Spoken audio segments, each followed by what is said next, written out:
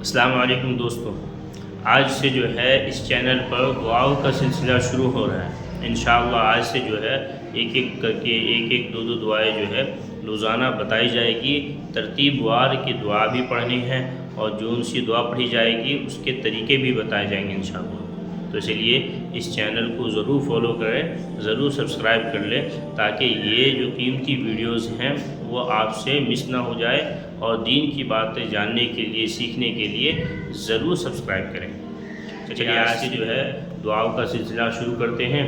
سب سے پہلے مسجد میں جانے کے بارے میں معلوم کرتے ہیں۔ سب سے پہلے تو یہ کر لیں کہ اللہ تعالیٰ مجھے بھی اور آپ کو بھی جو ہے مسجد میں جانے کی پنج وقتہ باجماعت نماز پڑھنے کی توفیق عطا فرمائے۔ سب سے پہلے مسجد میں جانے کی سنتیں، تو یاد رکھیے کہ جب بھی ہم مسجد میں داخل ہوں تو سب سے پہلے اپنے چپل کیسے اتاریں؟ تو مسجد میں داخل ہونے کے وقت سب سے پہلے بائیں پاؤں سے اپنے جوتے چپل وغیرہ نکالیں، اس کے بعد دائیں پاؤں سے، اس کے بعد جو ہے مسجد میں جب داخل ہو تو پہلے دایاں پاؤں رکھیں، اس کے بعد بایاں پاؤں۔